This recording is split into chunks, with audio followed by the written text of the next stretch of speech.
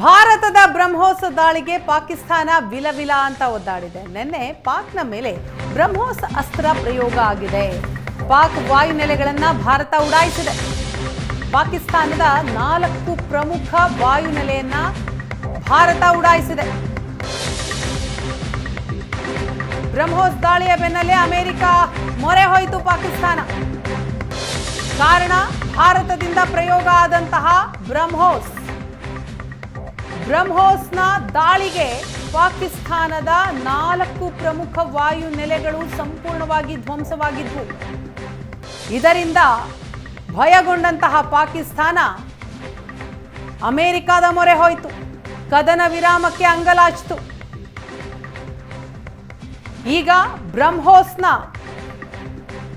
ಶಕ್ತಿ ಏನು ಅನ್ನೋದನ್ನ ಭಾರತ ಇಡೀ ಜಗತ್ತಿಗೆ ಅನಾವರಣ ಮಾಡಿತು. ರಕ್ಷಣಾ ಕ್ಷೇತ್ರದಲ್ಲಿ ಬ್ರಹ್ಮೋಸ್ನ ಸಾಮರ್ಥ್ಯ ಅನಾವರಣಗೊಂಡಿದೆ. 27 ವರ್ಷಗಳ ಸತತ ಪ್ರಯತ್ನದ ಫಲವಾಗಿ, ಸತತ ಪ್ರಯೋಗಗಳ ಫಲವಾಗಿ ಭಾರತದ ಬ್ರಹ್ಮೋಸ್ ಬಲಿಷ್ಠವಾಗಿದೆ. ಬ್ರಹ್ಮಾಸ್ತ್ರದ ರೀತಿಯಲ್ಲಿ ಕೆಲಸ ಮಾಡಿದೆ. ಪಾಕಿಸ್ತಾನದ 4 ಪ್ರಮುಖ ವಾಯು ನೆಲೆಯನ್ನ ಉಡಿಸ್ ಮಾಡಿದೆ. ಇನ್ನು ಪ್ರಧಾನಿ ನರೇಂದ್ರ ಮೋದಿಗೆ ಮಲ್ಲಿಕಾರ್ಜುನ ಖರ್ಗೆ, ರಾಹುಲ್ ಗಾಂಧಿ ಪತ್ರ ಬರೆದಿದ್ದಾರೆ.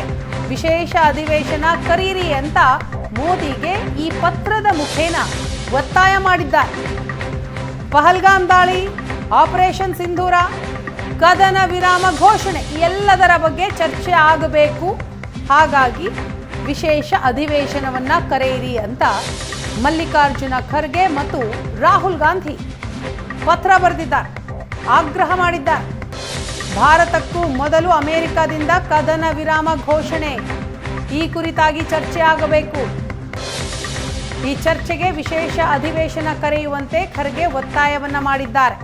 ಪ್ರಧಾನಿಗಳಿಗೆ ಬರೆದಂತಹ ಪತ್ರದ ಕಾಪಿಯನ್ನ ನೀವು ನೋಡ್ತಾ ಇದ್ದೀರಿ.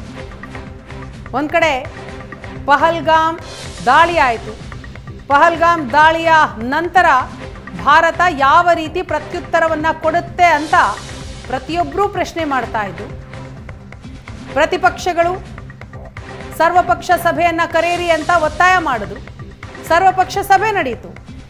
ಆ ಸಭೆಯಲ್ಲಿ ಭಾರತ ಯಾವುದೇ ನಿರ್ಧಾರ ತೆಗೆದುಕೊಂಡ್ರು, ಅಂದ್ರೆ ಸರ್ಕಾರ ಯಾವುದೇ ನಿರ್ಧಾರ ತೆಗೆದುಕೊಂಡ್ರೂ ಕೂಡ ನಮ್ಮ ಬೆಂಬಲ ಇದ್ದೇ ಇರುತ್ತೆ ಅನ್ನುವಂತಹ ಮಾತನ್ನ ಹೇಳಿದ್ರು. ಅದಾದ ನಂತರ ಆಪರೇಷನ್ ಸಿಂಧೂರದ ಬಳಿಕವೂ ಕೂಡ ಮತ್ತೊಂದು ಸರ್ವಪಕ್ಷ ಸಭೆ ಆಯಿತು. ಆ ಸಭೆಯಲ್ಲೂ ಸರ್ಕಾರದ ಬೆಂಬಲಕ್ಕೆ ನಾವೆಲ್ಲ ಇದ್ದೀವಿ ಅಂತ ಪ್ರತಿಪಕ್ಷಗಳು ಹೇಳಿದ್ರು. ಈಗ ಕದನ ವಿರಾಮ ಆಗಿದೆ. ಕದನ ವಿರಾಮದ ನಂತರ ವಿಶೇಷ ಅಧಿವೇಶನ ಕರೆಯಿರಿ ಅಂತ ಪತ್ರದ ಮುಖೇನ ಒತ್ತಾಯ ಮಾಡಿದ್ದಾರೆ.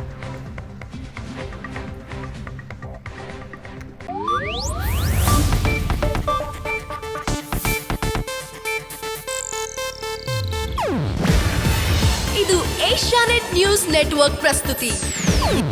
ನೀವು ನೋಡ್ತಿದ್ದೀರಾ ಏಷ್ಯಾನೆಟ್ ಸುವರ್ಣ ನ್ಯೂಸ್.